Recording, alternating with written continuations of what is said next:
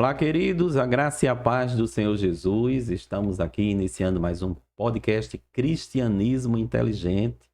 Graças a Deus, nós estamos aqui com esse espaço voltado para discussões sobre teologia, filosofia cristã, ciências da religião, apologética, que é a defesa da fé cristã. E também nós temos feito alguns episódios sobre educação. Estamos falando sobre como a educação se encontra em nosso país e também no mundo em geral, e como o cristianismo ou os valores cristãos podem influenciar positivamente, no sentido até de uma restauração desses valores que, de alguma forma, com o passar do tempo, foram sendo enfraquecidos na sociedade e precisam ser restaurados. Então, a gente já tem alguns episódios sobre educação, que você pode conferir também aí numa das listas, né? E hoje nós vamos conversar sobre esse tema também da educação. Vamos falar sobre um tipo de educação que tem surgido, tem aparecido, e eu creio que ele terá um crescimento ampliado. Já está começando, né, esse crescimento, que é o chamado homeschooling. Vamos conversar sobre isso, identificar o que é isso, né? Para quem tem dúvidas e quer se inteirar. E, no final, verificar que é uma proposta positiva, sadia, é um caminho, é reação, né? É uma reação que se está tendo ao modelo de educação que não tem funcionado em nosso país e também em outros locais. E para esta conversa eu convidei a minha irmã em Cristo, a minha amiga Luana. É Luana o quê, hein? Luana Félix. Luana Félix. Bem-vinda, Luana, ao nosso podcast. Obrigada, é uma alegria estar aqui com vocês. Luana, a gente teve um primeiro contato, né, na mesma congregação. Por alguns anos. Fomos coralistas juntos, né? Eu fui regente e você foi coralista lá. Era no contralto, né? Que cantava? Era contralto, é. Junto com aquelas, tempos, né? aquelas irmãs abençoadas. Só bênção ali. Do naipe do contralto, E também Escola Bíblica Dominical, né? Isso. Departamento de Jovens e Adolescentes. E agora você está envolvida com esse projeto, né? Eu digo projeto de vida, né? Esse trabalho, que é o homeschooling. Luana, você tem formação, tem algumas formações, né? E agora está concluindo formação em pedagogia. Teve outra aí na área de quê mesmo? Gestão? Eu cheguei a iniciar letras, né? Mas não avancei muito no curso. Na época não deu. E eu fiz gestão, estudei gestão pelo Instituto Federal, né? E tinha parado, né, de estudar. E mais recentemente fui fazer pedagogia. E estou, graças a Deus, pela graça de Deus, concluindo agora, né? E a gente vai conversar também sobre a motivação, né? Para você fazer esse curso. Uma motivação bem interessante.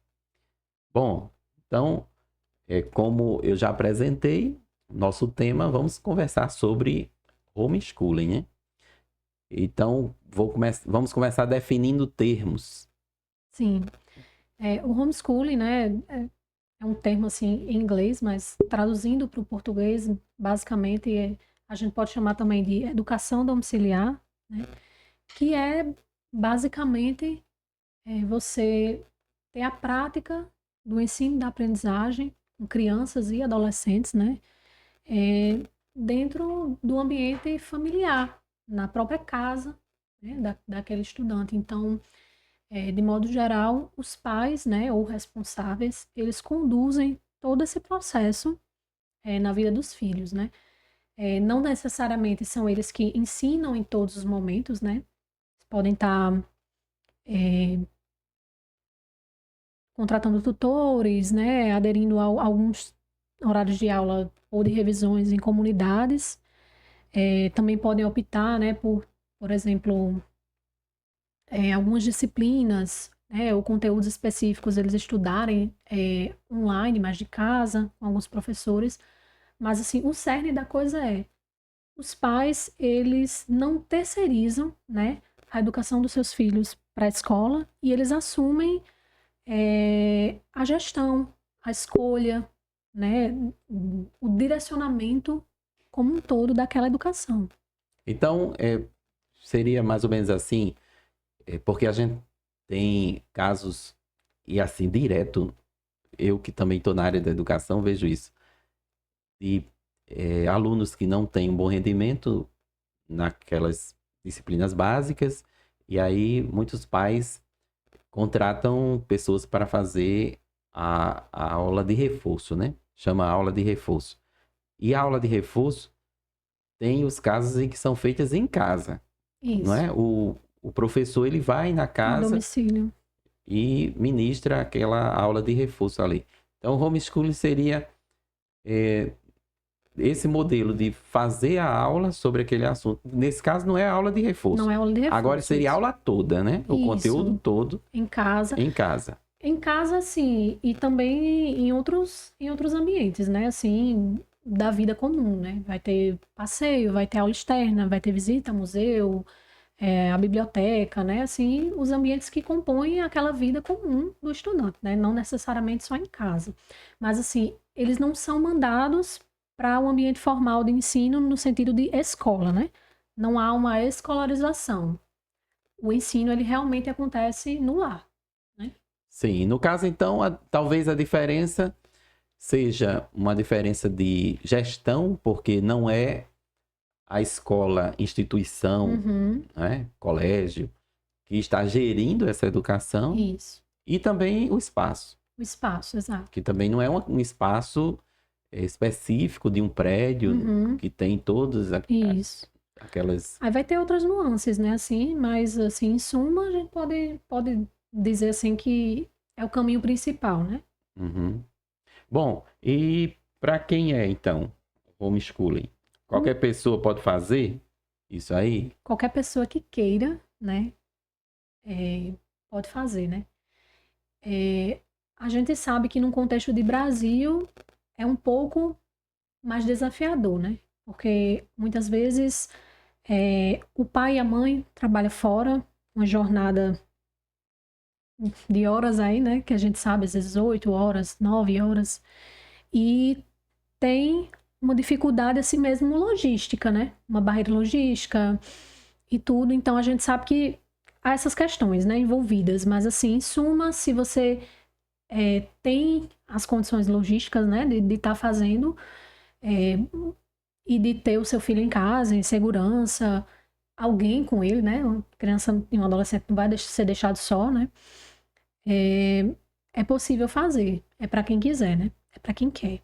Então, alguns passos que uma pessoa que quer fazer o homeschooling, ele vai necessariamente precisar dar, porque não é simplesmente não mandar o filho para a escola e dizer assim, vai estudar em casa, né? Não, é um estilo de vida que ele tá assim, a coisa tá intrínseca em todas as áreas daquela família, né? Então, não é só a criança que não vai para a escola, né? O pai, a mãe, o avô, a avó, o responsável legal, né? Por aquela criança.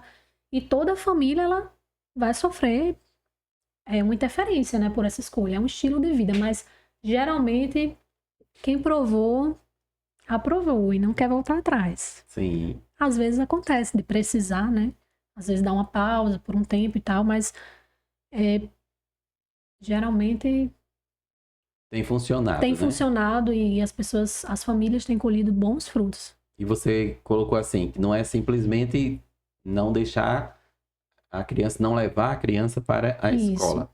Mas se a criança não está tendo aquele horário de aprendizado numa instituição escolar, esse horário de aprendizado dela precisa ser feito dentro do seu ambiente familiar. Isso, né? Então, é uma substituição. Está se substituindo o local e a estratégia de aprendizado. Isso. Não quer dizer que não está tendo o aprendizado. Exatamente. No caso, a família, né, ela antecede o Estado. E Sim. uma verdade, assim, universal é que as famílias, elas sempre educaram os seus filhos. E, majoritariamente, por séculos a fio em casa. Então, a escola foi quem passou a existir como uma possibilidade de substituição, e aí por todo, assim, um contexto histórico, né, das civilizações, assim, de modo geral, né, a escola foi quem passou a existir, né.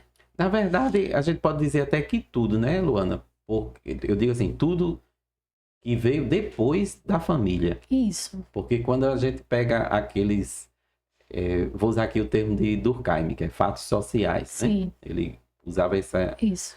esse termo, né? Os fatos sociais, que são aquelas coisas que existem a partir da sociedade. Uhum. Então, se há uma comunidade, um agrupamento social, então existem fatos que vão surgir ali. E quando a gente olha para todos estes fatos ou estas instituições, a gente vê que todas elas são posteriores à família, Isso. até a própria sociedade, né? Exatamente. Que no caso dele, ele estava colocando os fatos sociais justamente vindos da sociedade, mas a própria sociedade ela vem depois da família. Eu lembro que quando tinha uma discussão lá atrás, começou-se uma discussão sobre o que é família, Uhum. né? E justamente por causa daquela expressão novas configurações familiares. Sim. Eu acho que né? eu me recordo desse período. Aí teve um A discussão. debate com o pastor lá de Fortaleza, acho que é Iago Martins. 2 dedos teologia, né? Isso. E ele foi chamado para dar a sua opinião sobre, né? E ele começou logo dizendo isso. Vamos deixar logo claro aqui, né, que o Estado ele vem depois da família. A família vem primeiro, né? Então Isso. não é o Estado quem diz o que é família, mas é a família quem diz o que é o Estado. Exatamente. Né? Porque a família vem em primeiro lugar. Então, nesse caso, da educação que você está trazendo, Uhum. é a família, inicialmente, que tem essa função da Isso. educação. A gente sabe que hoje, principalmente no contexto de Brasil, né? O Estado, ele tem, assim, uma força muito grande, né? Querendo ou não, ele faz, assim, a gestão, né? Daquela sociedade dentro daquele território em vários aspectos. E aí, assim, a gente não está negando a importância que o Estado possa ter, né? Sendo contra o Estado em si, mas deixando claro, né? Que a família antecede o Estado, né? E o contexto geral é esse, né? As famílias sempre educaram e educaram por muito tempo em casa. E depois de várias mudanças, várias conformações, né, sociais, acontecimentos, fatos históricos que mudaram de muita coisa, a escola passou a existir, né? E assim, a modernidade, né? Ela tem a escolarização como algo muito forte. Já assim, faz parte da modernidade. Você não consegue pensar a modernidade sem você pensar a escola. Tá lá, assim, é uma teia, né? Tá, você não consegue fazer isso. Mas, assim, apesar disso, né? Há famílias que continuam educando unicamente no lar, né? Não levando para a escola. E, assim, as pessoas às vezes acham que a educação domiciliar é uma coisa que está surgindo agora, porque o debate está mais acalorado, né? Então, em termos de Brasil, a gente tem uma democracia recente. A história do Brasil remonta a 500 e poucos anos, né? E assim, a gente ainda tem muita coisa para amadurecer em diversos aspectos, né? Inclusive em aspectos educacionais. Mas, assim, um fato é esse, que as famílias sempre educaram. E vão continuar educando, né? A pandemia trouxe um contexto bem interessante, que voltou os olhos da sociedade brasileira para a educação domiciliar, para o homeschooling, que foi o fato de que muitas famílias precisaram ficar, né? Como é que chamava? Não é confinamento, ficaram em casa, né? Para o isolamento, né? Isso, isolamento social. Então, muitas famílias elas ficaram em isolamento social e as crianças e adolescentes, jovens, naturalmente eles não puderam frequentar a escola para evitar a transmissão do vírus, né? Então, o que aconteceu? Muitas crianças ficaram em ensino remoto, que é uma coisa diferente de educação domiciliar. E muitos pais que não queriam estar naquela condição de gerir os estudos, de conduzir um pouco mais o processo de ensino-aprendizagem, eles estavam, assim, terceirizando quase que totalmente para a escola, tinham consciência de poucas coisas relacionadas a esse processo de ensino-aprendizagem de seus filhos. Eles passaram a ser obrigados a conviver com aquilo dentro de suas casas, né? Foi algo que a pandemia trouxe. E o ensino remoto foi muitas vezes falado como uma espécie de educação domiciliar, mas são coisas totalmente diferentes, né? E por essa confusão nos termos, o ensino domiciliar ficou muito na boca do povo, ficou muito em alta, ficou muito discutido. E também com a chegada de um governo de direita, que naturalmente escuta um pouco, né, um pouco mais o clamor das famílias, a gente passou a ter os primeiros projetos de lei para regulamentação do homeschooling, da educação domiciliar, e muitas famílias que faziam já a educação domiciliar começaram a dizer, opa, isso aí que vocês estão vendo é ensino remoto, é diferente do que a gente faz educação domiciliar. Então, quando os pais diziam assim, Deus me livre, existia aqui no Brasil, que muitos pais disseram, né, a aprovação da educação domiciliar, até como se fosse ser obrigado que todo mundo aderisse, eles diziam assim num tom mesmo de experiência totalmente negativa, mas aí a gente tem...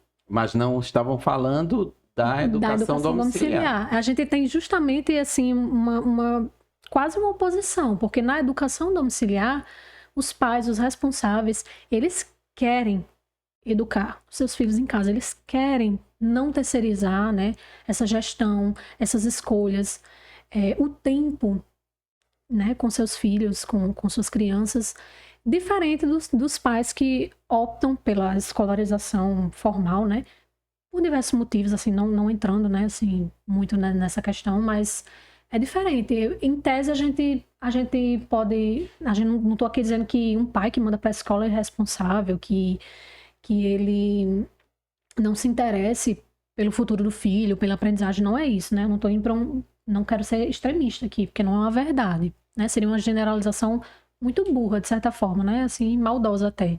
Mas a gente sabe que muitos pais, eles precisam, por algum motivo, ou por escolha, terceirizar essa educação, essa gestão da educação, e ele confia, né, nas instituições. Então, de repente, um pai que fazia no máximo dar uma conferida se o filho fez o dever de casa, ele tinha que estar acompanhando tudo, né, e dando conta de diversas dificuldades de aprendizagem e até emocionais que o próprio contexto de isolamento trouxe. Então, a gente tem, assim, uma diferença, né, assim, muito grande, né, entre pais que não queriam, vamos dizer assim, estar naquele contexto, e os pais que fazem homeschooling que eles querem.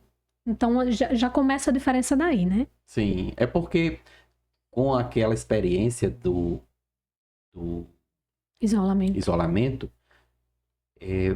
até as próprias escolas não souberam como lidar direito com aquilo, e o celular dos pais tinha que ser usado pelos filhos para aquele momento de aula remota. Isso. Porque estava sendo transmitido, né, por algum aplicativo, e a criança tinha que ficar ali na frente do celular, do tablet, do computador. Que é uma coisa muito característica, né, da educação atual.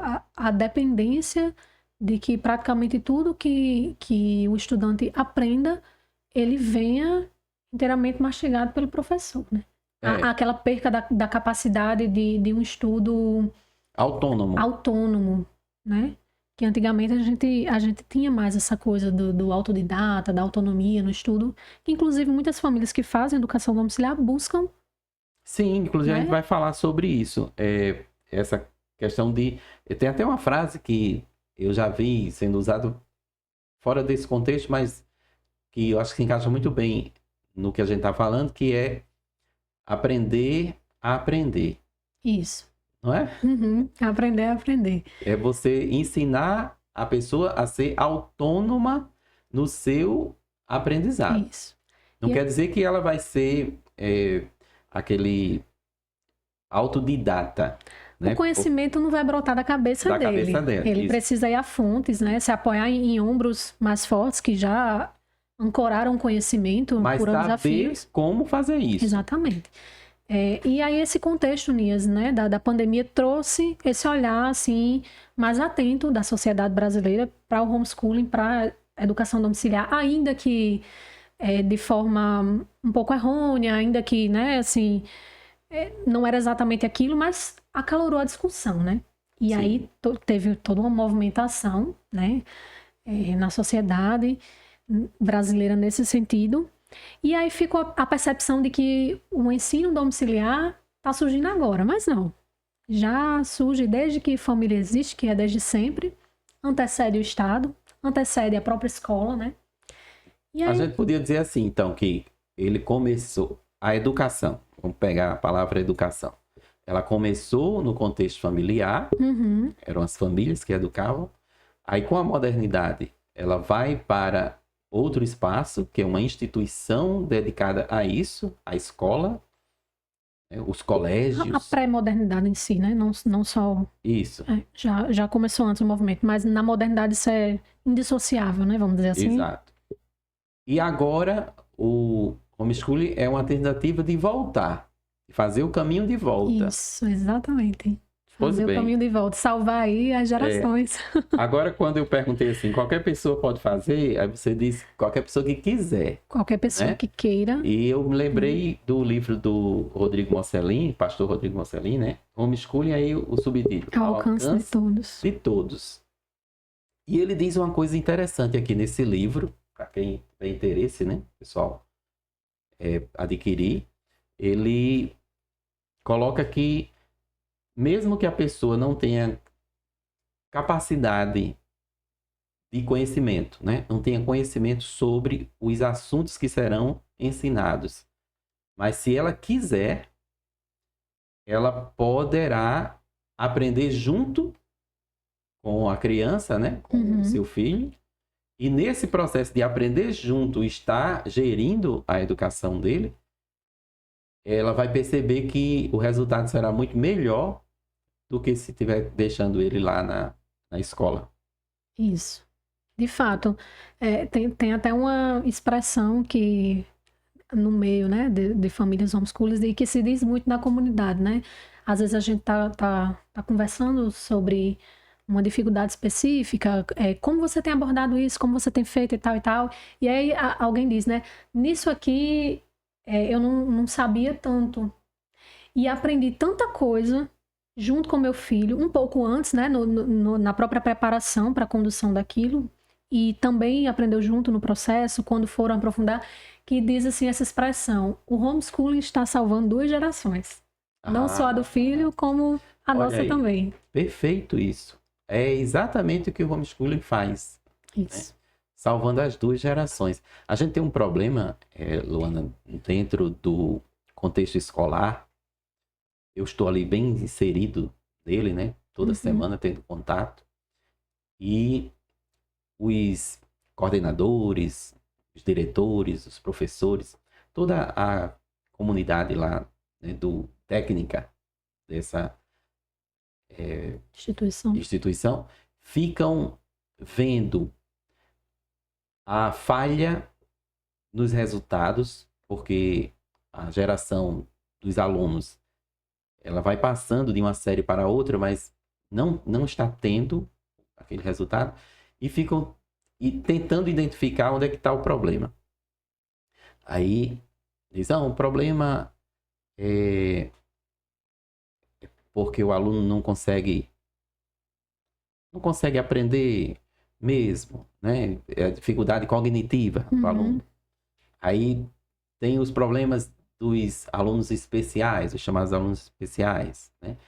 Que aí eles, para serem incluídos, têm que estar dentro do próprio ambiente que os outros E aí é a chamada inclusão, né? É uma grande dificuldade, inclusive, hoje. Aí isso também é uma das características apresentadas como problema. Assim, dificuldade que eu digo não só para Da gestor e inclusão em si, professor, né? mas da inclusão Sim. em si, porque a criança ou adolescente, o jovem, né, que ele tenha essa necessidade de inclusão, né? Por exemplo, um autista, vamos dizer assim, a inclusão ela não vai ser plena ele estando apenas no ambiente de sala de aula, apenas socializando. Isso. A inclusão ela seria plena se ele também conseguisse, de fato, aprender, né? Então, há toda uma conformação Exato. para tornar esse aprendizado possível, né? Então, A a dificuldade é inclusão essa. inclui o aprendizado. Isso, exatamente. Não deixa o aprendizado de fora. Exato. Você oferece àquela pessoa que está naquela condição específica o mesmo que você oferece a todos os outros. Né? Sim. Aí, continuando, na tentativa de identificar onde está o problema, aí diz, não, o problema está no método. O problema está no livro didático. O problema está em fazer mais reuniões pedagógicas. O problema é repensar a forma da relação professor-aluno. O problema está na família. Porque os pais não acompanham e o problema está na pandemia, né? Logo o problema está na pandemia. Que desandou, né? Quem Exato. estava ali. Fica naquela busca por identificar onde está o problema e recentemente eu disse, ficam apontando vários locais onde o problema está, mas não consegue identificar que o problema não consegue identificar onde o problema realmente está e eu arrisco dizer que o problema da educação no Brasil está em um só lugar, família. Sem dúvidas. É a raiz, né? Exato. É a raiz. Resolva o problema da família e você vai resolver o problema da educação. Resolve muita coisa. Ora, a escola ela já não tem aquela capacidade de fazer o que precisa ser feito no âmbito puramente de oferecer os conteúdos. Ela não tem isso aí. E soma-se a isto o fato de que as famílias não estão acompanhando os seus filhos. A gente diz que sempre tem que ter os dois braços, né? O braço da escola e o braço da família. Aí o braço da família, o braço da escola está deficiente e o braço da família não existe. Tá no bolso, assim, né? não tá no bolso. Aí guardada para não trabalhar.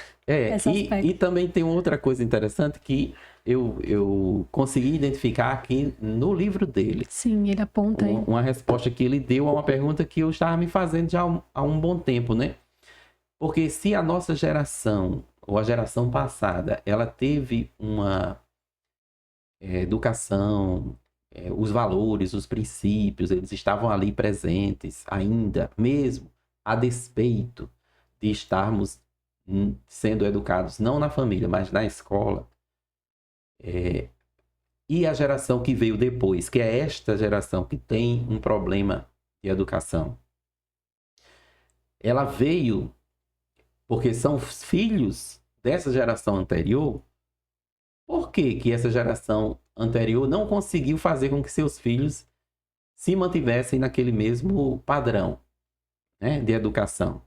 E ele trouxe uma luz para mim da resposta. É porque foi terceirizada. É porque não foi colocado para os filhos somente que a escola traria uma informação técnica, científica, né? Mas foi terceirizada a própria palavra educação. Porque quando a gente fala em educação, a gente tem que fazer a distinção entre educação e ensino, né? A moral, o civismo, né? Isso. Eu costumo princípios, valores. exemplificar como bom dia, boa tarde, boa noite, com licença, como vai, posso. Isso é educação. E ensino seria a parte científica, né? Mas foi terceirizado tudo para a escola. Para a escola. Aí o resultado foi esse. De fato, faz total sentido. Mas ampliando a nossa conversa, Luana, o que é que leva uma pessoa a aderir a essa modalidade de ensino para os seus filhos? As motivações são as mais diversas, né? Mas, assim, trazendo as principais motivações, né, da maioria das famílias, é a garantia de segurança, né, de seus filhos, segurança física mesmo, eu falo, né, que por mais que seja um dever do Estado, né, a gente tem isso, é constitucional, mas ele não consegue garantir em todos os aspectos essa segurança, né? Então, muitos pais optam, acreditam que seus filhos vão estar mais seguros estudando em casa do que em uma instituição, seja pública, seja privada, né? E isso, inclusive, essa motivação, atualmente, ela é ainda mais forte, né? Depois da decorrência, assim, de invasões, de ataques em algumas instituições, né? Tragédias mesmo, assim, terríveis. Então, alguns pais, eles têm essa questão, né? Da segurança. Fala muito forte. Mas, assim, especialmente, né? A maioria dos pais procura oferecer um ensino de qualidade aos seus filhos. Eles não enxergam mais que não concordam que o ensino que é oferecido nas instituições, pelo menos na maior parte delas, né, seja de fato um ensino de qualidade para formar um homem completo. Né, aqui eu falo homem, o plural, né? Um homem completo, desenvolvendo o verdadeiro desenvolvimento pleno, humano pleno, né? Que muitos teóricos, né, da educação até defendem isso, né? Mas os meios não têm chegado, não têm provido os fins, né? Isso. A verdade é essa. Então, muitos pais, eles buscam uma educação de mais qualidade, né? Um aprendizado efetivo, a personalização da educação para os seus filhos, que é algo que é muito complicado você conseguir, né, nas instituições. Então, você percebe que o seu filho, ele tem um interesse muito aguçado para uma área e uma perspicácia, uma inteligência mesmo para aquilo mais aguçada. Às vezes, no ensino formal, isso é mitigado, mas na educação domiciliar, você consegue, né, dar voz a isso. E é bem simples de perceber isso, né? Porque na escola são 40 alunos dentro de uma sala. Como é que você vai direcionar? No ensino infantil pode chegar Identificar e até... direcionar, né? No ensino infantil pode chegar até 25, né? Que não deveria ser tantos, né? E ainda que o professor ele consiga identificar, né, que aqueles alunos eles têm, né, uma tendência maior para aquilo, eles podem incentivar, eles podem, né, adaptar, mas é complicado, eles precisam seguir um planejamento, eles têm uma base, né, a ser seguida, a ser atendida. Querendo ou não, ele não vai poder parar em 1, 2, 3 alunos e passar mais tempo desenvolvendo aquilo, porque ele tem que dar conta de uma sala inteira, né? Então, muitos pais, eles veem essa personalização do ensino como um ponto favorável dentro do homeschooling, conseguir isso, né? A questão do incentivo maior à leitura, da criança, ela ter horários mais flexíveis. A maioria das famílias que ensinam em educação domiciliar, a criança ela não vai passar 5 horas estudando direto, não. Como na escola, em tese, passaria. Ele tem que estar lá, pelo menos, né, fisicamente. Isso. Mas essas famílias, elas procuram se adequar em seu planejamento a um tempo, né, a um tempo estimado e esperado de concentração, de atenção por parte dos seus filhos, que isso vai variar de acordo com o desenvolvimento, né, o cognitivo de cada um, a idade, a gente sabe, né, e a própria percepção daquele pai com o filho, né, do responsável. E aí ele consegue, em menos tempo, ter aquela formação, assim, conteudista, vamos dizer assim, né, que faz parte. E ele não leva 5 horas para isso. Leva muito menos tempo. Acaba que surte um efeito muito melhor, porque aquela criança, ela vai estar Fica natural, né? Porque faz parte da rotina dela. Exatamente. Tem a parte da diversão, isso, né? E também tem a parte do... eu diria a parte da diversão. De repente, esse momento do aprendizado também é divertido. Isso, era isso que eu ia falar agora, assim, é um aprendizado assim mais dinâmico. A criança ela vai ter aquele tempo dela sentar, dela ler, dela responder questões, né? A depender da idade, né? Vai ter isso sim, claro, faz parte, né? Por que não? Mas a criança ela também vai aprender dentro daquela rotina familiar do dia a dia. Por exemplo, eu tô aqui com o meu filho separando feijão. O que me impede de estar trabalhando conceitos matemáticos como quantidades, trazendo isso para o concreto, que a criança precisa muito. Então, às vezes, é naquele separado de feijão que a criança tem o reforço do concreto e ele vai cognitivamente assimilando, porque ela precisa do concreto primeiro para poder ter o abstrato depois. Isso. E esse aprendizado ele se torna muito mais efetivo. E que muitas vezes, ou na maioria das vezes, nas escolas é o contrário, né? Tenta se trazer o abstrato e quando a criança não aprende, Vai pro concreto. aí coloca... Não, aí eles não colocam concreto, não. Eles colocam a sigla na cognição da criança. É TDAH, é isso e aquilo outro. É um né? desafio. Aí o problema nunca é o método. E é difícil, assim, é complicado, né? Então, as famílias, elas têm visto, né, na educação domiciliar, todas essas vantagens, né?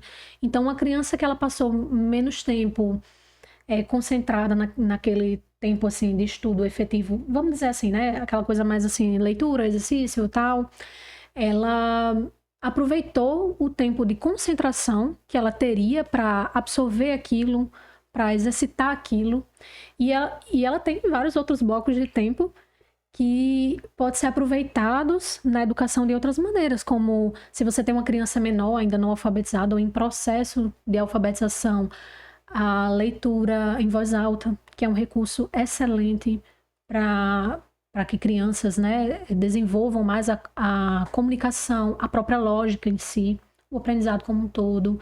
Você vai oportunizar uma mente menos cansada de quando a criança já lê, ela parar e ela ter um tempo que ela pega o livro, que ela lê o livro, que ela aproveita aquele momento, né? E ela ali, ela aprende, ela chega com dúvida, mãe, o que é isso? Pai, o que é isso? Então, assim, tem esse aspecto também. E o aspecto de aprofundar também é um dos motivadores, né, da maioria das famílias que estudam em educação domiciliar, que ensinam, né, em educação domiciliar, é você aprofundar o ensino no que de fato é importante, em vez de você pincelar um pouco de tudo e no final não saber nada. Sim, que a gente tem identificado também o absurdo de quantidade de conteúdos para que a criança conheça, saiba, e no final das contas ela não fica sabendo de nada. Isso. E aí também tem o outro aspecto, outro motivador forte, é a questão da crença de cada família, né?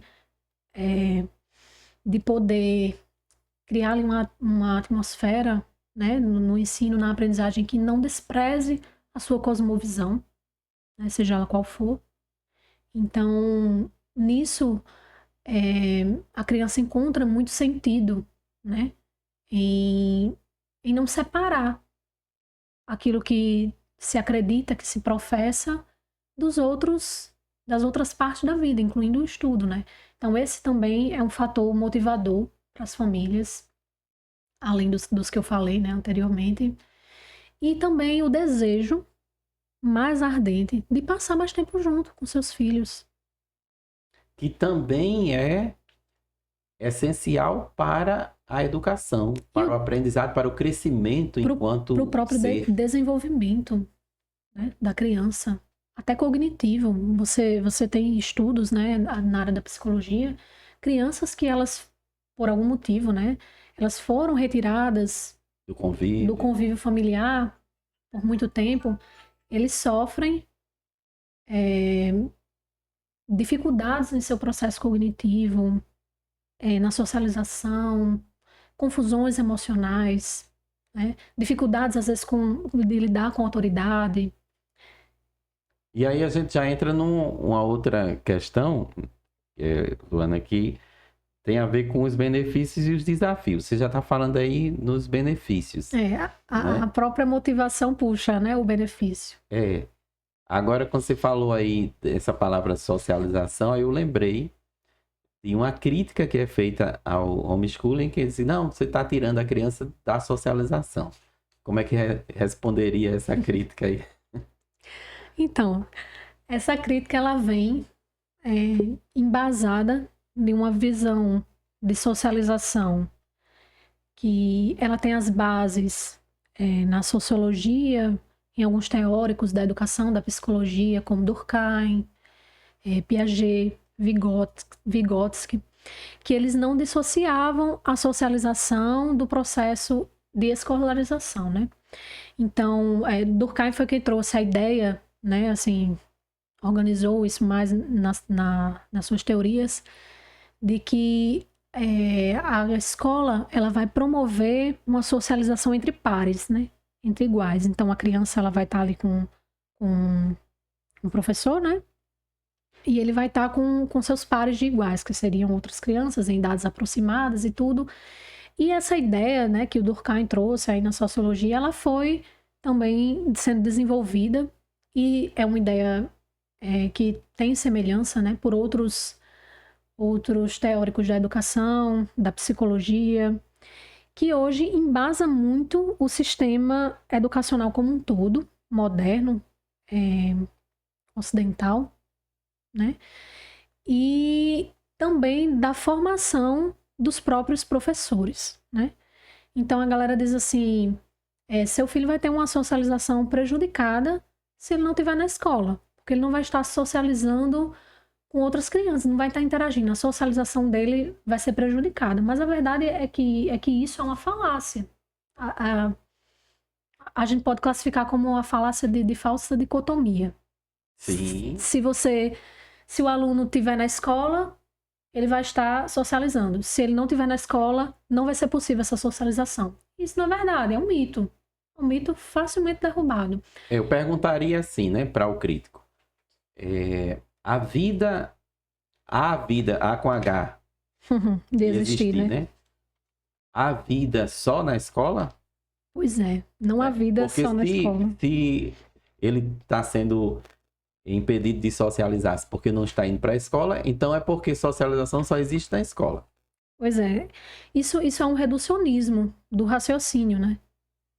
Tanto do conceito de sociedade como um todo, como se você separasse a família da sociedade. Sociedade Sim. é uma coisa, a família é outra parte, e isso não é verdade. A sociedade, ela é feita de famílias, ela veio a existir a partir de famílias, isso aí Sim, e onde é que fica o hospital, onde é que fica a praça? Exatamente. E os outros espaços sociais, a igreja. Quem traz essa crítica está reduzindo a socialização apenas ao momento escolar. Mas a criança, ela socializa quando ela está com a família. A criança, ela socializa com os amigos do bairro, no parque, na própria rua, na calçada. Ela socializa na convivência entre outras famílias, né? Né? Amizade entre famílias. No transporte coletivo. Na festa de aniversário. Em vários ambientes. Na igreja. Na igreja, se ela vai à igreja. Então, assim, isso é um mito. É uma coisa que as pessoas dizem, fundamentada, né, nessa visão de que para socializar é preciso estar na escola, mas a verdade é que isso não é verdade. Inclusive, aqui no Brasil a gente ainda está buscando a legalização do homeschooling. Que eu ia perguntar justamente como eu vejo um grande desafio, né, também. Que é essa questão da legalização. E aí o que acontece? São os aspectos legais. O que acontece? A gente não tem ainda muitas pesquisas a contexto de Brasil sobre educação domiciliar.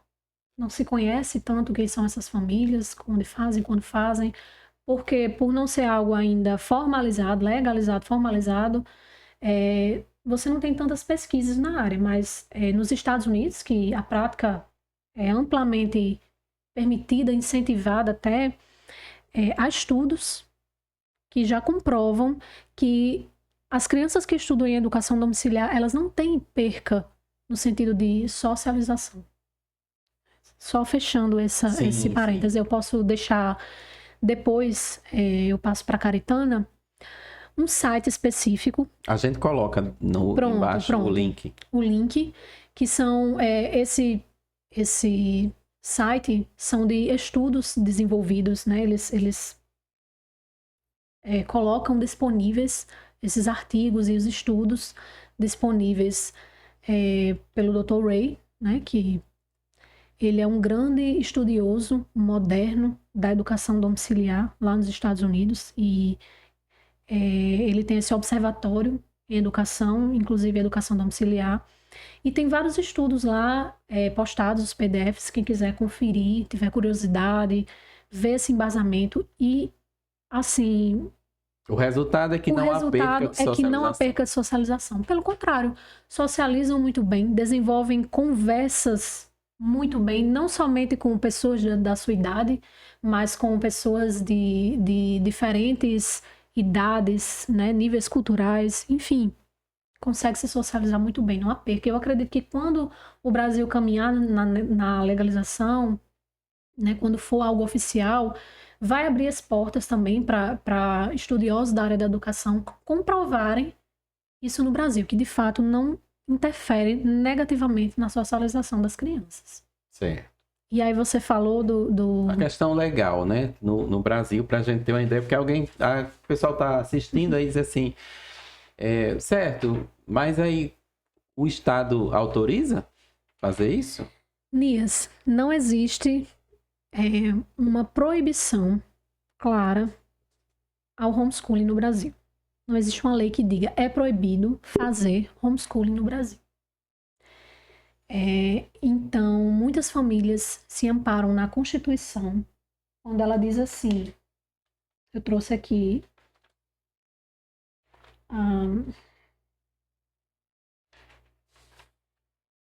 a letra, não trouxe a letra da lei, como dizem, né? Mas assim, em suma, a Constituição ela vai dizer que é um dever do Estado e também das famílias incentivarem a educação e desenvolverem a educação, né, pelos meios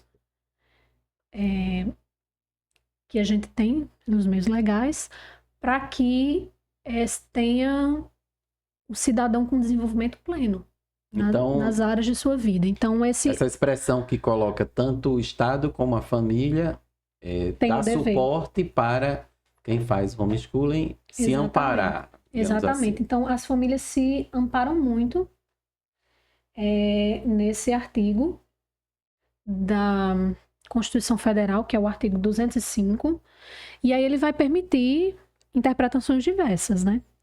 Sim. Por isso a necessidade de legalização, exatamente, né? Porque não ficaria refém da interpretação. Exatamente. É o que acontece, né?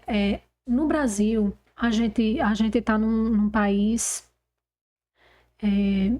que funciona federativamente, né? Então, a União, ela legisla sobre alguns pontos centrais e principais, e ele permite uma independência dos estados para legislar em outras causas, vamos dizer assim, de importâncias menores, mais simples. Que não entra em choque com a Constituição. Exatamente. E os estados, eles podem, né, estar legislando, mas uma coisa que um estado não pode fazer é legislar acima de um tópico que a Constituição, que a União não legislou ainda, ou legislar de uma maneira que entre em choque com o que foi legislado pela União. Então, o que a gente tem? Tanto a Constituição deixa claro que é um dever da família, não somente do Estado, a educação. O Supremo, que, vamos dizer assim, a maior entidade, né, jurídica do nosso país, ele falou que o homeschooling, né, não é uma prática proibida, né, ele publicou uma portaria, né, falando que é necessário que haja uma legislação que ampare o homeschooling para que essas famílias elas possam estar aí amparadas legalmente, né? Então, apontou para a necessidade dessa legislação para que as famílias possam estar legalmente, né, oficiais na educação, né? E aí o que acontece?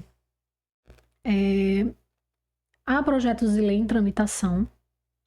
E esses projetos, acho que desde 2018 tem um que está bem avançado já.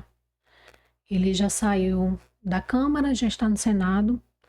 Mas por que que está demorando tanto, né? Além de amplas discussões, para você ter uma lei que ampare, de fato, vamos dizer assim, a lei do homeschooling no Brasil, você vai mexer em outras leis que são complementares e também no Código Penal. Então, o Código Penal, ele prevê que crianças e adolescentes, eles não devem ser deixados em abandono intelectual. Mas ele não diz exatamente tudo que é abandono intelectual e tudo que não é, né? Então, assim, há também interpretações. E a gente tem outras leis complementares, como a Lei de Diretrizes e Bases e também o ECA, que ele traz, vamos dizer assim, uma obrigatoriedade de matrícula em escola, né? Então, a gente tem isso. A lei do homeschooling, né, o projeto de lei, ele vai ter que mexer tanto no Código Penal, para deixar claro que a prática do homeschooling não poderá ser considerada como abandono intelectual, como... Terá que mexer ECA. No ECA e na LDB, na Lei de Diretrizes e Bases, que hoje é como se fosse assim, a lei da educação, da educação básica, né? A gente pode nomear assim, né? Resumindo. Então, são várias etapas, né? Assim que tem à frente. Também tem barreiras, especialmente nesse momento temos um governo de esquerda à frente, que não é tão adepto à pauta. Tem outros entes da sociedade do Brasil que também levantam muitas questões, muitas discussões, então a gente tem tudo isso. Mas, assim,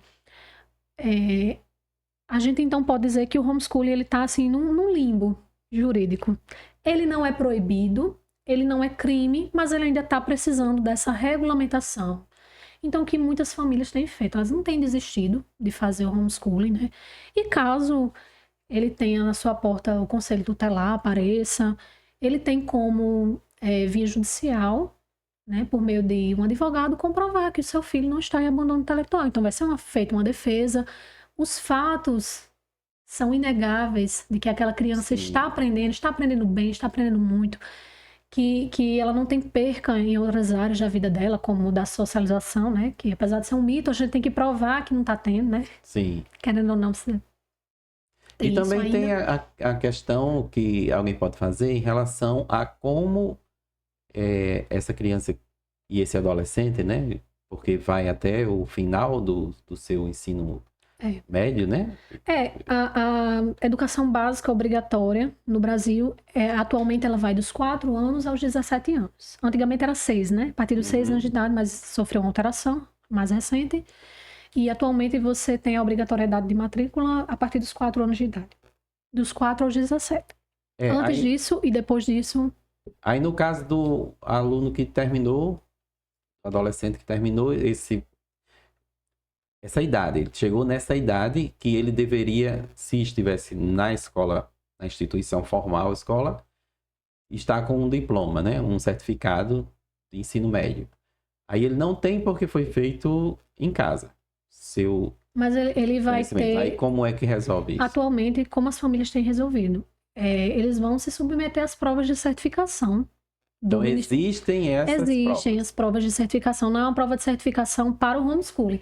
Inclusive, os projetos de lei, uma preocupação que tem nesse projeto que está aí caminhando, se Deus quiser, vai ser aprovado, é trazer essa questão dos direitos iguais, tanto do estudante que vai estar na escola como que vai estar em casa, de certificação. Então, eles trazem, né, sugestões de certificações, o cadastro no MEC, que não há nenhuma irregularidade, a proposta de que esses alunos se submetam a provas, né, para ter certificações necessárias perante o Estado, o Ministério da Educação, sem prejuízo, né, algum. Mas atualmente isso não existe ainda. Está no projeto de lei essa coisa organizada. Então, atualmente, como é feito? Aos 15 anos de idade, é feita a certificação por meio das secretarias estaduais de educação para ensino fundamental. E quando a pessoa completa 18 anos de idade, ela pode tirar a certificação pelo Enseja para o ensino médio. Entendeu? Então ele vai Então ela ter. sai com o documento. Ele vai poder fazer concurso público, ele vai poder fazer o Enem, ele vai poder entrar numa instituição privada. Entende? Sim. Então há essa possibilidade e assim muitas famílias têm feito. Agora, o ideal é que não precisasse esperar até os 15 anos de idade para ter uma certificação, né? Até os 18. E tendo conforme a coisa fosse caminhando. Mas se a gente parar também para observar, não há grandes perdas, né? O que um jovem vai fazer Antes disso, né? antes disso, pelo menos dos 15 anos, Se né? não estudar. Muito bem. Entendeu? Então, tem cristão fazendo homeschooling? Tem. Tem muito cristão Tem muito fazendo? cristão fazendo homeschooling. Não somente cristão, mas pessoas de religiões diversas ao redor do mundo todo. Mas no Brasil tem cristão fazendo. É massivo o interesse dos cristãos por educação domiciliar.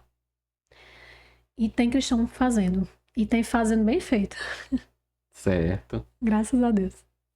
Agora, vamos sair um pouco dessa parte de legalização, né? De questão formal, formal não, questão jurídica e tal, para conteúdo. Sim. Porque lá na escola, na instituição oficial, tem o que chama-se currículo, né? Sim. E no caso do homeschooling, qual é o currículo? Ou como é o currículo? Vai pegar um livro lá, um livro didático que está sendo usado lá na escola para trazer para estudar ele em casa? Ou como é isso aí? O que acontece é cada família ela vai escolher como vai ser conduzida a educação dos seus filhos. Então, cada família, em tese, ela vai adotar o currículo de acordo com o que ela espera que o seu filho atinja, né? Então, tem coisa que ela vai ser básica a todos os currículos, né? Como a base das disciplinas que a gente estuda, a alfabetização, a matemática, as ciências, enfim, isso é básico, né? E tem as partes, assim, as personalizações. Então, essa família, ela tanto pode escolher montar o currículo do zero e ir na minúcia, em cada coisa, em cada detalhe para o seu filho, como ela pode também adotar currículos já prontos para o seu filho, né? Agora eu vi que tem uma tendência, pesquisando sobre o homeschooling, né? Eu vi que tem uma tendência em relação à educação clássica. Isso. Não é? E o que é essa educação clássica? Justamente o rebuscar a qualidade do ensino para a formação do homem completo, muitas famílias recorrem à educação clássica, que é a educação também conhecida como a educação medieval, né, dos tempos do medievo, e que ela tem assim um forte viés da educação greco-romana, né? Esse foi o berço dessa educação clássica. E ela consiste em você educar para bondade, beleza e verdade. Então, ela traz essa carga dos princípios muito forte, dos valores muito fortes. E ela busca uma educação de excelência, uma autonomia maior por parte do estudante, né, da pessoa. Então, muitas famílias têm optado por isso, né? E ela gira em torno das 7 artes liberais, né? Tem o trivium e o quadrivium. Então, você primeiro vai estabelecendo o trivium. Eu diria que o trivium, Luana, ele está encaixado naquela frase, né? Que eu coloquei, aprender a aprender. Isso. É a base, né? É você desenvolver a gramática, a lógica, a retórica, a dialética, né? Em cada fase. Então, apesar de ser um modelo, né? Uma filosofia de educação, primeiramente, né? E que você pode adotar como modelo dos tempos do medievo, e de muita gente ter aquele preconceito, das trevas, né? Uma coisa totalmente enviesada, dizer isso, né? Ela é um modelo de educação muito completo e que, inclusive, atende, é compatível com a formação física, fisiológica, cognitiva do ser humano. É você não exigir de uma criança pequena que ela tenha uma crítica e defenda coisas profundas e tenha algo a dizer quando ela ainda não está preparada para isso, né? Então, o Trivium, a gente estabelece primeiro a gramática. Então, as famílias que adotam esse modelo, o que elas vão fazer primeiro, né? Elas vão apresentar muitos fatos, muitas informações, muitos nomes, muitos dados para os seus filhos, dentro daquelas disciplinas, né? Que a gente vai ver, o português, a matemática, ciências, histórias, porque é uma fase que comprova-se que a criança, ela tá ali dos seus 4 aos seus 10 anos, mais ou menos, vamos dizer assim, né? Para estabelecer a gramática, ela tá absorvendo como uma esponja. E ela fala muito como um papagaio. Então, é a idade ideal para aquela criança absorver o máximo de informações. Então, você vai dar a gramática das coisas, a gramática daquelas... Vamos nomear, vamos organizar, vamos nomear. E aí, depois que você estabeleceu bem essa gramática, você, no processo, né? Com o passar dos anos, você vai percebendo que a sua criança, ela já está começando a desenvolver um pouco mais de lógica. E aí a gente entra na lógica, retórica, né? E a criança a vai... dialética, né? Isso. Vai fazer a criança exercitar aquilo que ela aprendeu. Muito sobre os fatos, sobre os nomes. Agora ela vai ter as conexões de tudo aquilo, né? O como. Identificar o verdadeiro do falso. Identificar o verdadeiro do falso. O raciocínio correto do errado. Exatamente. Verdadeiro, falso. Ela vai entender como aqueles fatos vão estar se relacionando, como acontece verdadeiramente aquilo tudo que ela aprendeu a nomear, que ela memorizou. Porque não adianta assim, o pessoal diz muito assim, é ficar decorando. Mas me diga, se uma pessoa que ela não tem a capacidade mínima de memorizar, ela vai ser capaz de aprender? Não existe. Todo aprendizado, ele passa pela memorização. Uma pessoa, um ser humano que por algum motivo, a gente sabe, né, que há questões, né, vamos dizer assim, uma pessoa que tem alguma doença, alguma coisa que ela tem uma dificuldade de memorização, ela esquece fácil. Ela não vai ter um aprendizado pleno. Todo aprendizado passa pela memorização. É uma etapa. Desconstruindo 2 mitos da modernidade em relação à educação que você fez agora. Primeiro, de que existia uma idade chamada das trevas. Uhum. Isso aí já pode riscar, se quiser falar mais, eu acredito que você tenha mais embasamento até para falar, né? O que o período medieval produziu em termos de literatura, né, de arte, de música, de arquitetura, de todas, né, as áreas. O que se produz hoje não chega perto. E até hoje, quando a gente vai referenciar algo bom, completo, belo, funcional, a gente bebe do que foi produzido no medievo. Foi importantíssimo você trazer essa questão dos 3 elementos que compõem a realidade, né? Que é a beleza, a bondade e a verdade. A verdade vai dizer o que é o verdadeiro do falso. A bondade, o que é o bem do mal. E a beleza, o que é o belo do feio, né? Mas você então trouxe esse ponto aí da questão de que não existe uma idade das trevas. Isso. E a outra desconstrução que a gente faz agora em relação à educação é que essa história de que memorizar não aprende. É inútil. Não serve o contrário. Nada. Todo aprendizado, ele só é feito se houver memória. Exatamente. Então, inclusive essa é uma grande dificuldade que a gente tem aqui no Brasil, né? Por um bom tempo, a educação foi feita baseada nesse estágio da memorização. Não faziam, né, educação clássica, mas tinha assim, essa prática de fazer a memorização muito fortemente. Mas pecava-se mais à frente de relacionar o que foi memorizado e de depois desenvolver, né, a crítica, a defesa, a argumentação sobre isso, um pensamento mais elaborado acerca disso. Então, em muitos momentos, houve essa falha. E aí a galera, na tentativa de resolver o problema, em vez de dizer assim, precisamos relacionar os fatos memorizados, a galera tá chegando e dizendo assim, gente, não precisa memorizar. Não tem como. Não tem como dar certo um negócio Um desse. exemplo bem simples de que o aprendizado ele só existe com memorização, né? Porque eu disse assim, não há aprendizado sem memória. Uhum. Alguém, sim, me prove. Né? O método fônico silábico, né? Como foi que a gente aprendeu a ler os caracteres?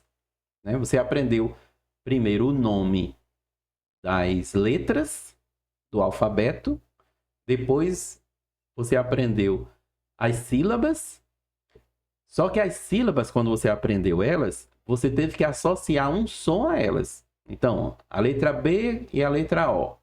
Qual é o som? Bó.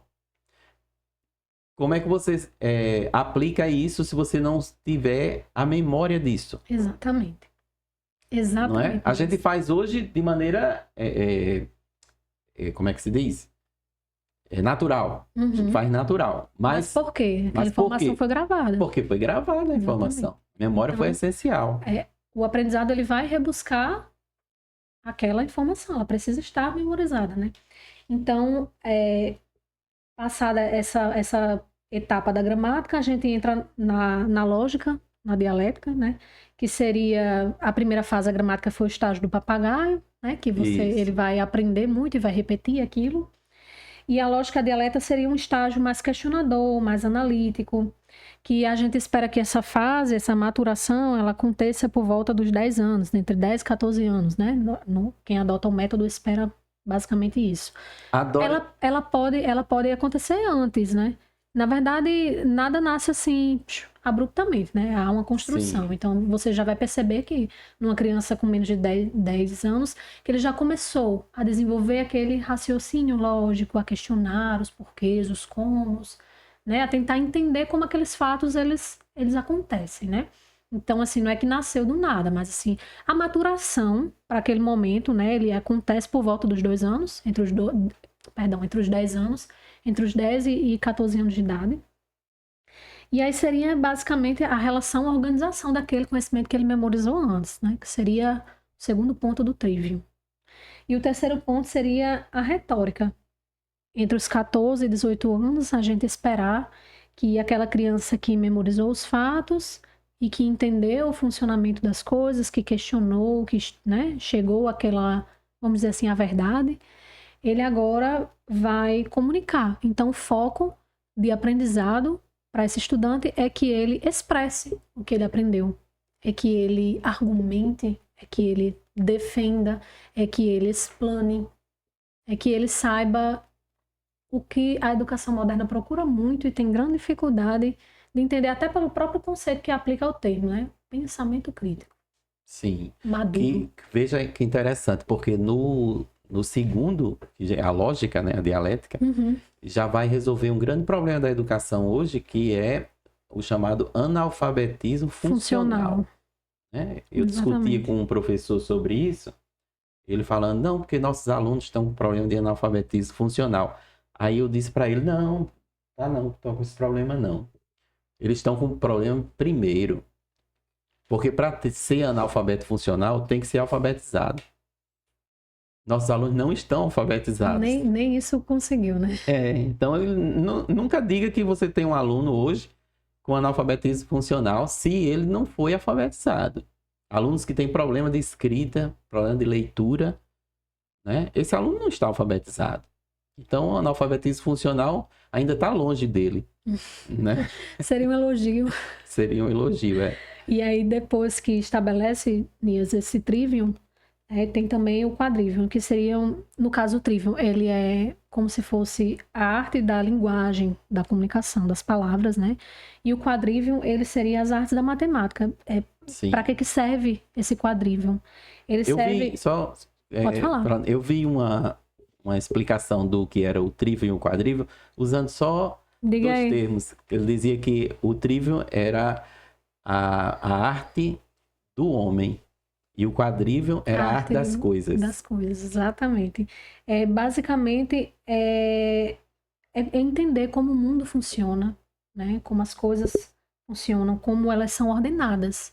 Então, as artes que pertencem ao quadrivium seriam aritmética, seria a música, a astronomia e a geometria, né? Então, a gente tem aí o trivium e o quadrivium, e essas 7 artes liberais, elas completas, tem o que a gente pode chamar de artes liberais. 7 artes liberais que fazem parte do modelo de educação clássica. Sim. E Deixa eu aí, contar uma história. tem a vertente da educação cristã clássica, que ainda dá uma melhorada. Pronto, guarda essa aí para você dizer depois da historinha que eu vou contar. Conte. Agora. Que você falou, quando você falou aí em música no meio, aí eu me lembrei que, assim, é uma curiosidade interessante, porque eu ouvi falar sobre as 7 artes liberais quando eu estava na minha graduação em música, lá na universidade. Olha... Antes nunca ouviu, né? Antes nunca tinha ouvido falar. E em que momento eu ouvi falar nisso? Em um livro de história da música ocidental, em apenas um parágrafo que fazia referência a um grande filósofo do período medieval e músico também, que foi um teólogo, né, e filósofo chamado Boécio. E foi ele que deu esse nome quadrivium, né, para as 4. Uhum. Já existia o trivium. Isso. E ele estabeleceu o quadrivium, o nome, né? Disse que o nome seria quadrivium, porque seriam essas 4. E a minha professora de História da Música na época, ela comentou um caso que ela tinha um amigo que estava fazendo o curso de música com ela e desistiu do curso de música. Trancou o curso, desistiu e foi fazer o curso de filosofia.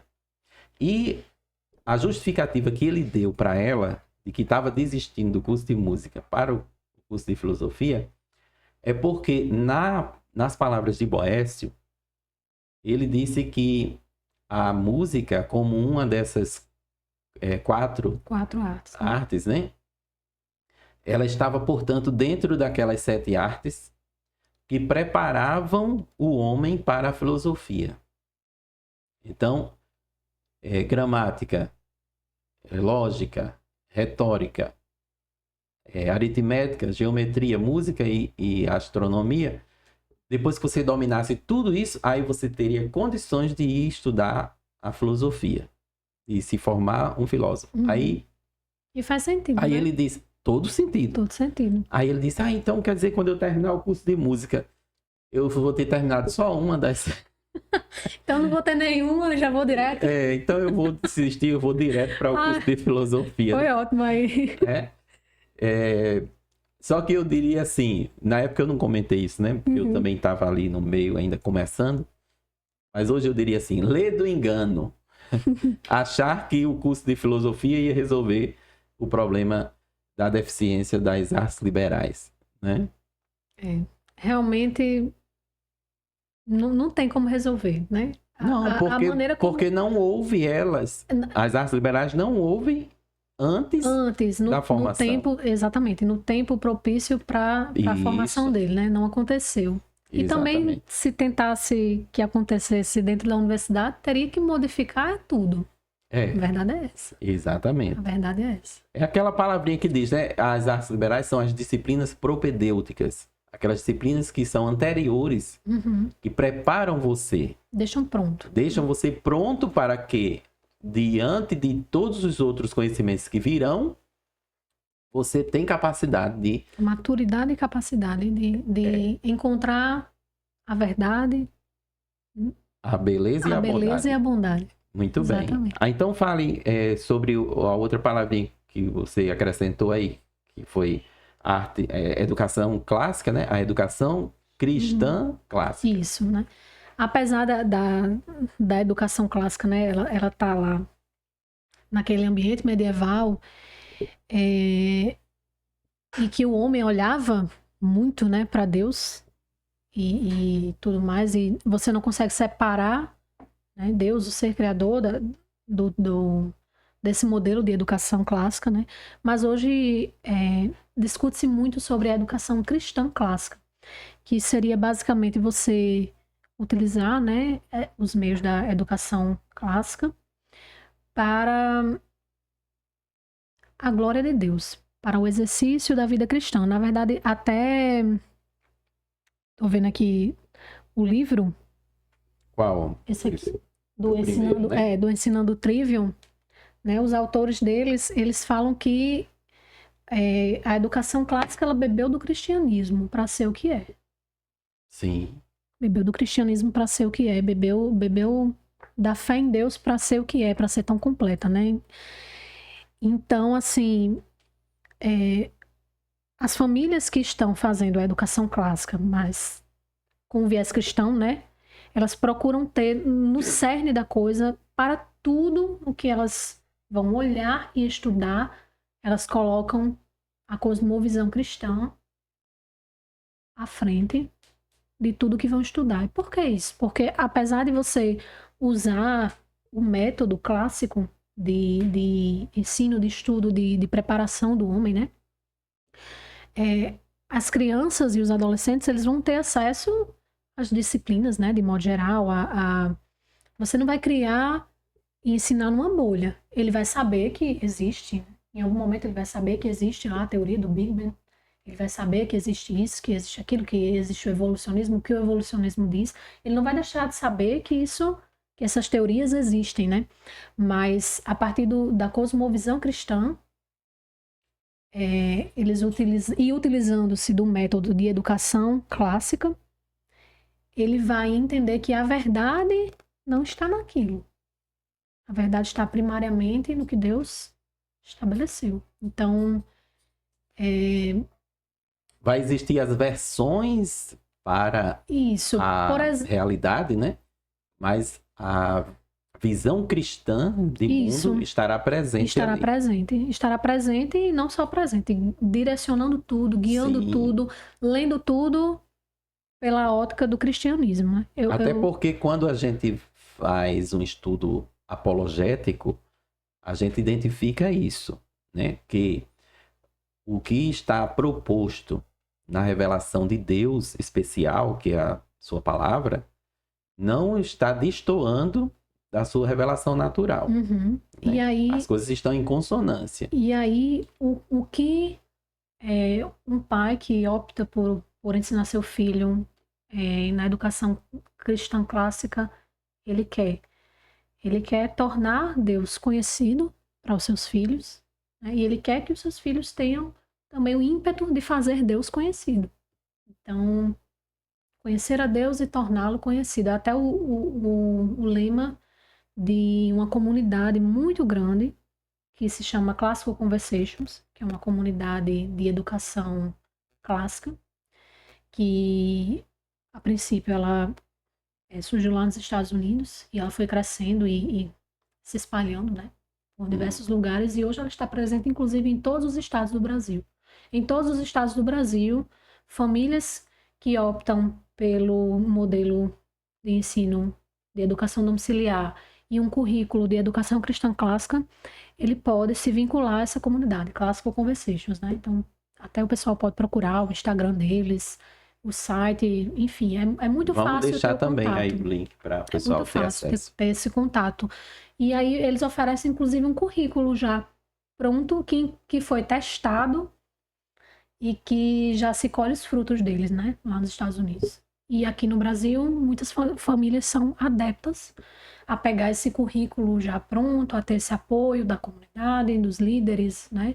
Ter aquele dia em comunidade, você tem 50% do caminho andado. Você tem um currículo pronto, um currículo confiável, com a visão de mundo que você quer, materiais já que...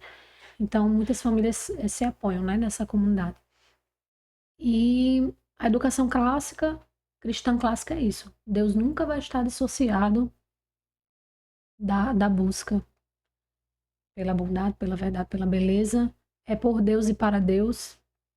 Então, isso aí é fundamental para um cristão que opta, né, pelo ensino, e muitas famílias aderem a esse modelo educacional. Muito bem. E outras famílias também aderem muito, especialmente algumas que têm crianças menores, gostam muito também do método da Charlotte Mason, que vocês podem também procurar, tem um site oficial da Charlotte Mason, que vai trazer o método, né? Teve inclusive uma brasileira, Arielle, ela já dorme no Senhor, uma irmã em Cristo nossa, que ela fez um trabalho muito bonito juntamente com outra amiga, né?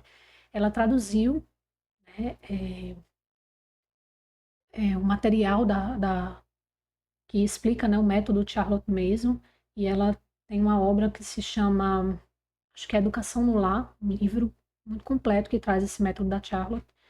E é também uma possibilidade para as famílias que buscam um modelo de currículo já assim interessante, uma abordagem muito boa também.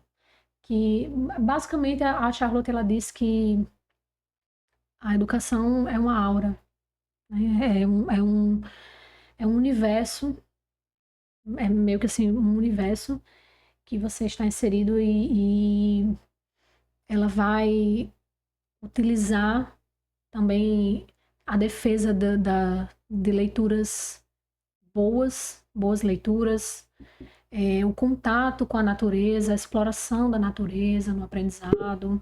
Enfim, eu não tenho tanta propriedade no método da Charlotte, porque não foi um método que a gente aderiu, eu não estudei tanto, eu conheço pouco, mas também é uma possibilidade, se você tem interesse, você pode estar procurando tanto a obra que a Arielle Pedrosa fez, que é a Educação no Lar, tá no Amazon, consegue comprar, no site oficial também. Inclusive o projeto que ela deixou tem uma opção de, se não me engano, de acompanhamento, de mentoria, né? E a gente tem... Ou seja, material existe, né? Material existe. Quando eu estava lendo o Trivium, né, da irmã Miriam Joseph, que ela inclusive foi influenciada pelo de cima, né? Que é o Mortimer Adler. Sim. Ele foi um grande filósofo americano e tem uma história bem bonita, né? Porque com 14 anos ele abandonou a escola, mas depois se tornou esse gigante, né, da filosofia. Hoje no Brasil, se você abandona a escola com 14 anos, você vira TikToker. Então tá uma coisa meio... mas ele virou depois, né, o grande filósofo e educador, né, que influenciou a irmã Miriam, também nessa questão da educação clássica. Uhum. E quando eu estava lendo o livro dela, o Trivium, eu fiquei com raiva da educação brasileira, né? Que a gente vê ali os fundamentos, né? Que estão abandonados. Tá em falta, né? E eu ia comentar também o livro da Dorothy Sayers, né? Que é As Ferramentas Perdidas da Aprendizagem. Muito bom esse livro. Que ela comenta justamente aquilo que você falou das fases, né? Que pode ser aproveitada da criança para introduzir o Trivium. Isso. Mas, Luana, e como é que a gente pode inserir a educação cristã clássica em famílias que utilizam a educação convencional? Então, já está na educação convencional, né? Já está, não tem interesse em tirar da escola, né? Por algum motivo opta-se por manter, né? Seja lá o motivo que a família escolher. Acredito que há duas possibilidades assim mais claras, há outras, né? Mas assim, mais claras. A primeira seria optar por uma escola que ela utilize esse método. Já tem escolas que utilizam esse método de ensino atualmente, né? Escolas que estão rebuscando a verdadeira aprendizagem. Então, ela pode optar por procurar uma escola como essa, se for possível, matricular seu filho. E ela pode também optar por estar fazendo, vamos dizer assim, esse reforço, essa melhoria fora do momento em que a criança está na escola. Que muitas famílias que até gostariam de fazer o homeschooling e por alguma motivação logística não faz, né? Logística, financeira, enfim. De tempo, seja lá qual for. Não tem condições de tirar a sua criança da escola. Eles fazem uma coisa que chamam hoje de after schooling. Então, homeschooling é se você está com a sua criança lá em tempo integral. E o after schooling seria o depois da escola, né? A maneira como você vai educar o seu filho depois daquele tempo que ele está na escola, né? Traz desafios diferentes, um pouco diferentes de quem opta pela educação domiciliar, porque querendo ou não, a sua criança ela já passou 5 horas ali, né? Pelo menos, naquele ambiente escolar. Já E chega essa. já exatamente. A criança ela já chega assim cansada, saturada E e ainda tem você essa história aí de educação em tempo integral, né? que algumas famílias acabam optando ou precisando mesmo. Para a família que tem uma criança em tempo integral é ainda mais difícil, ainda mais desafiador, né? Mas assim, não é impossível, né? Você pode, dentro do tempo que você tem disponível com seu filho, que o seu filho tem em casa, você ir estabelecendo essas etapas, né, que o método traz, né, que a filosofia traz, dentro da sua possibilidade. Então, se você tá lá, você percebe que uma dificuldade que o seu filho tem, eu supor, né, história, de articular os fatos, porque ele não memorizou tudo, ele não tem aquele conhecimento inicial fundamental, né, que seria do caso da etapa da gramática, você vai procurar sanar aquilo, né, utilizando os meios que o modelo propõe, né? Então você vai trabalhar com seu filho aquilo. Tem famílias que fazem o after school em que eles têm um currículo inteiro para o depois da escola. E aí eles têm a dificuldade de adaptar para não ser algo longo, não ser algo extenso, não ser algo cansativo, né? E aí eles fazem essa adaptação e vão introduzindo tudo, seguindo. Uma coisa que muitas famílias fazem é tornar mais disponível a boa literatura dentro daquela fase que o filho está, para que ele possa ali desenvolver algumas coisas e assim vai.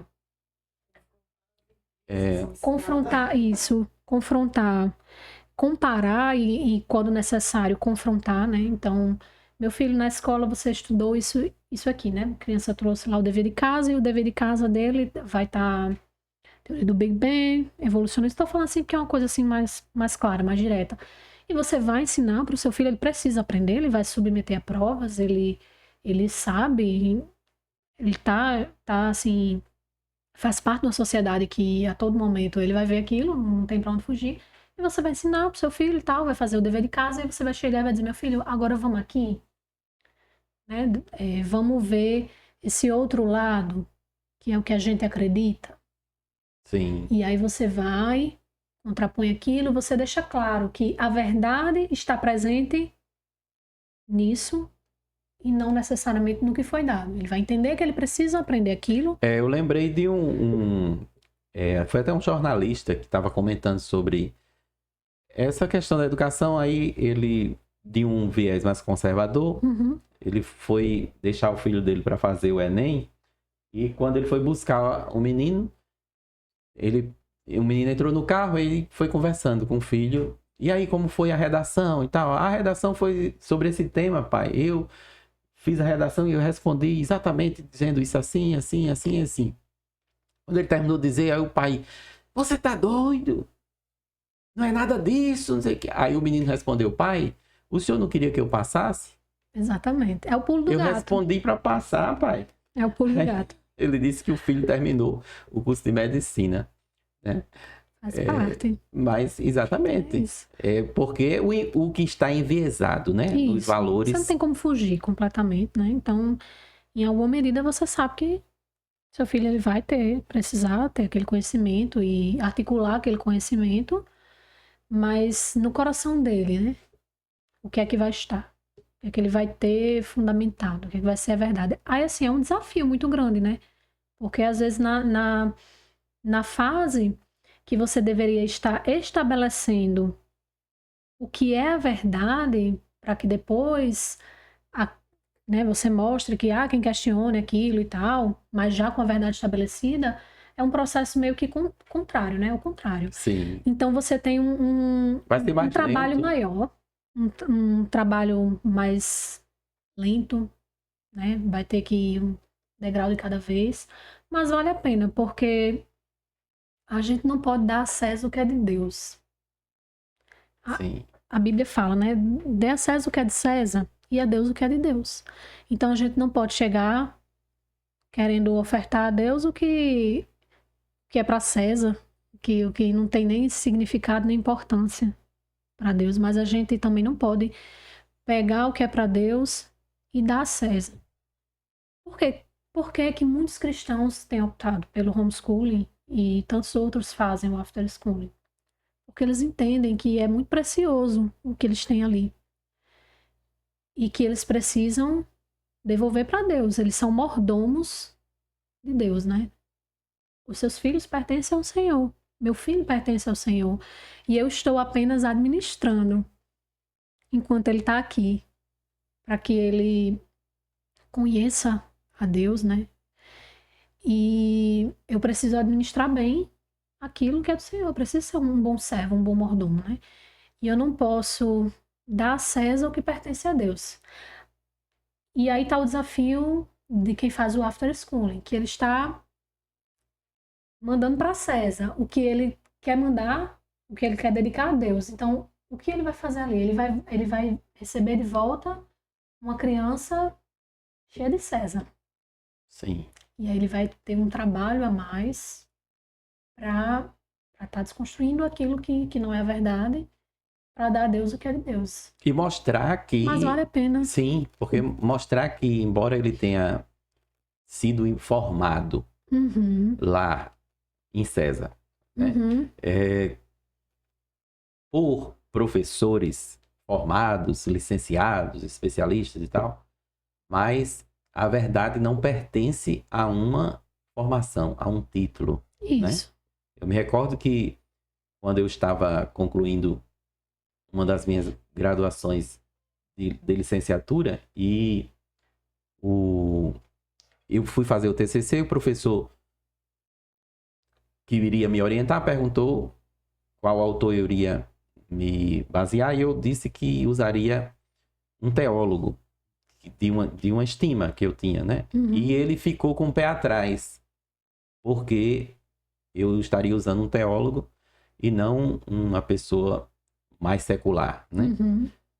Aí ele perguntou a mim por que eu tinha decidido por aquele teólogo. Aí eu respondi para ele com uma frase bem simples: é porque a verdade é a verdade, não importa onde ela esteja. Aí ele teve que aceitar, né? Porque não havia outra argumentação. Então, a verdade, ela independe de um título. Exatamente. De uma formação. Exatamente. A verdade, ela sempre será a verdade, não é? Isso. E a capacidade também de aprender, né? Já que você citou essa questão do título, a gente estava conversando antes, né? Sobre essa capacidade de aprender. O conhecimento, ele não está restrito aos muros de uma escola, aos mais muros um mito que a gente derruba hoje aqui. Derrubadores de mito. O conhecimento, ele não está preso dentro das paredes da escola, da universidade, de maneira que uma pessoa que não esteja lá não possa ter acesso a ele. Inclusive, a gente tem casos, e muitos casos, de pessoas com uma alta cultura, no sentido de que é muito versado em conhecimento, seja no campo da filosofia, né, da arte, e tantas outras áreas de conhecimento, sem formação alguma. E pessoas com um título, mas que não conseguem dar conta de um terço do que aquela outra pessoa tem. De deixar algo de fato útil. Né? Isso. De deixar um legado que vai fazer diferença para gerações posteriores, né? E eu percebi também, Luana, a gente está já encaminhando para o final, que o homeschooling, então, essa educação clássica, ela resolve também problemas com relação ao índice de educação que existe nos diversos estados, né, da nossa federação. Pode ser, sim, uma opção. Porque quando a gente analisa aqueles resultados das siglas, né, o IDEB, que é o Índice Brasileiro de Educação Básica, e também o PISA, que já é o exame que analisa a educação internacional, o Brasil sempre está lá no rabo da fila, né, nos últimos lugares, justamente porque não está tendo um método, um procedimento educacional eficaz. Uma coisa muito boa, né, que o ensino domiciliar ele proporciona é você não precisar pular etapas e é você não precisar ir jogando um aluno que não atingiu aqui, jogando ele mais para frente para atingir um número, ou porque você não pode reprovar, ou porque não pode reter. Não existe isso, né? Se você percebe que o seu filho ele está com uma dificuldade nisso, uma deficiência em algo específico, né? Você percebe que ele não tem tanta facilidade, você não tem aquela obrigação de empurrar o menino para frente para chegar na série seguinte, para não lidar com uma reprovação. Não, você volta e você solidifica aquele fundamento que ele precisa. Então, pronto, isso faz total diferença.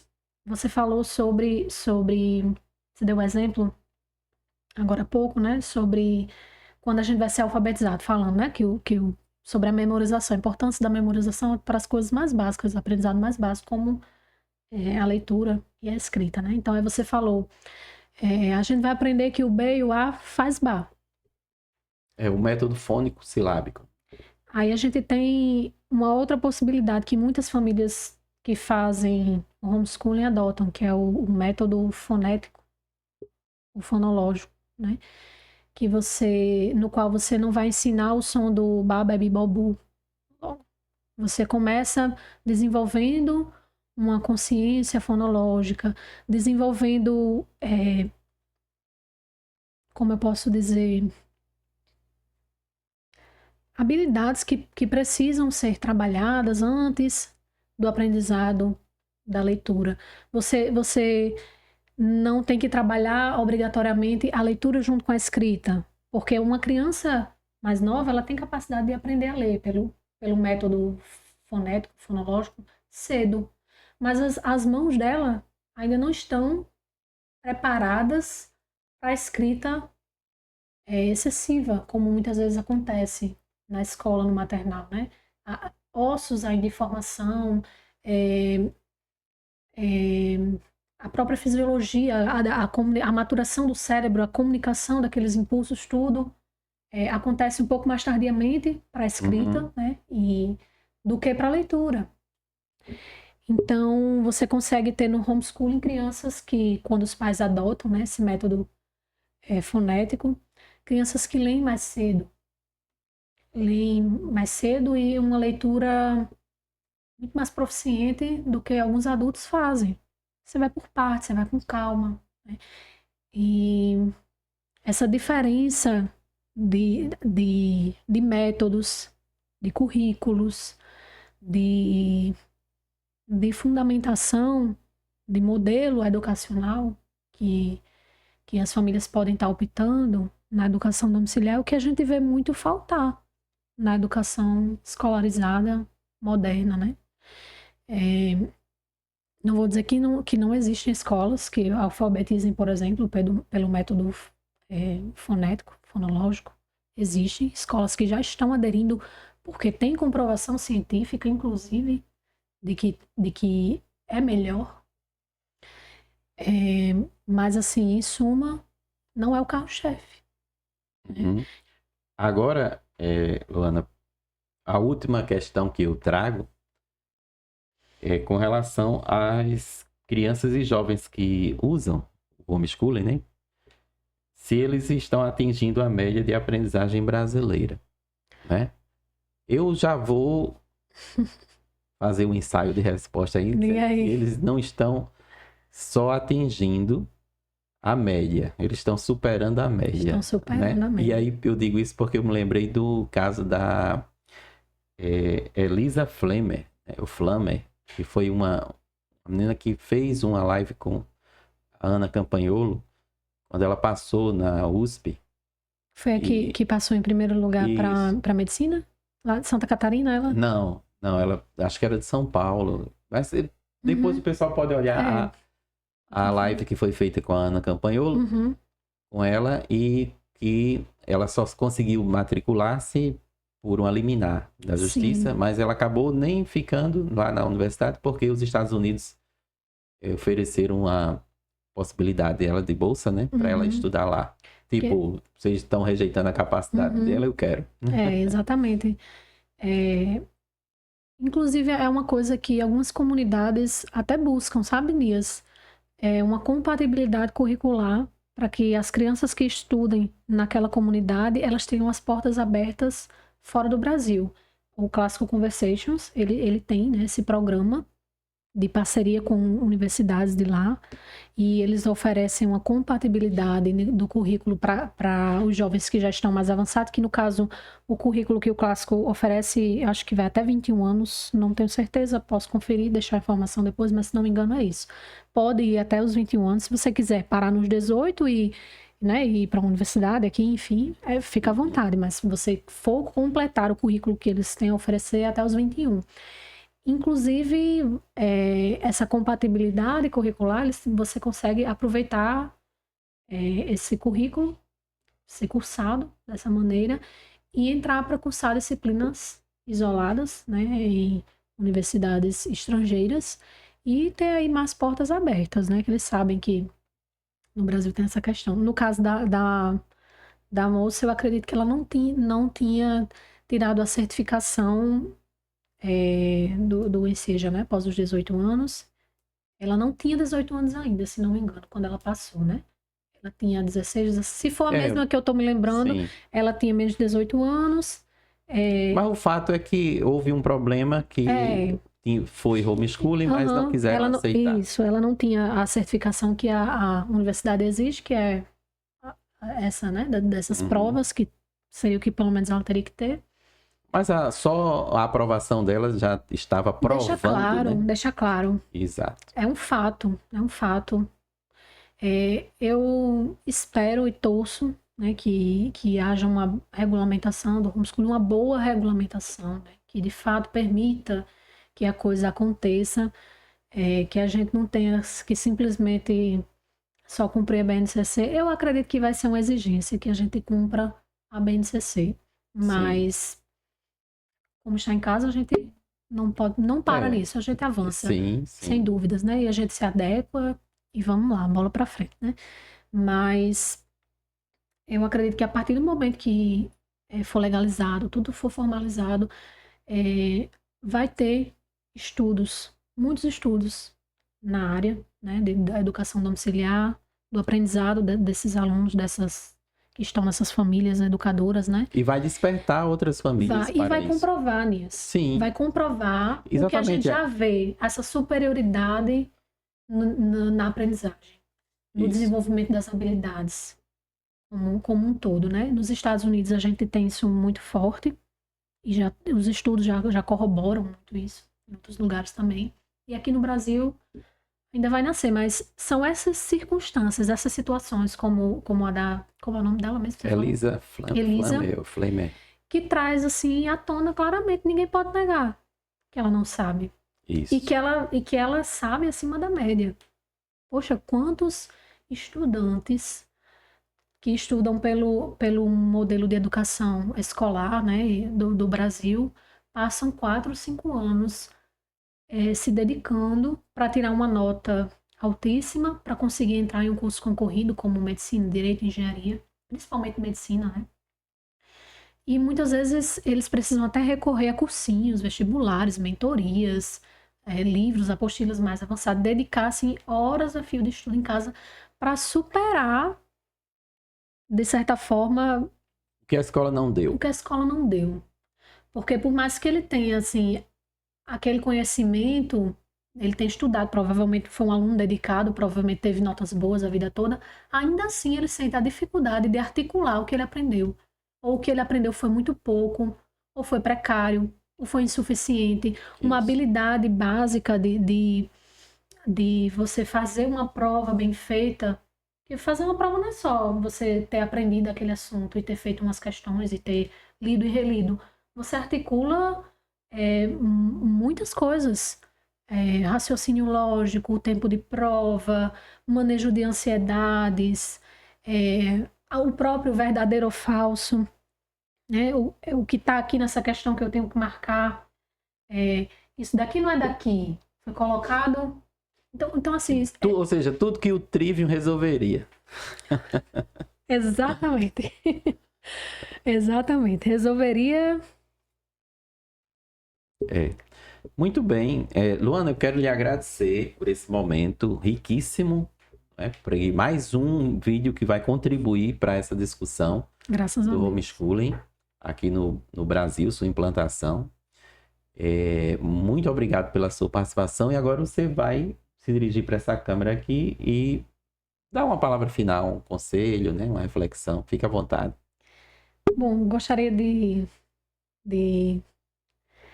deixar aqui, né, minha mensagem final, um incentivo mesmo, para toda a família, pai, mãe, que deseje ingressar aí seus filhos nessa modalidade de ensino, né? Que você não desista apenas, né, pelos percalços, pelas dificuldades, que se coloque disposto a aprender. Eu estou aqui hoje, mas conversei com Caritana antes, né, e tudo. Eu estou aprendendo nesse processo, né? Eu acho que o primeiro passo que a gente dá é se dispor.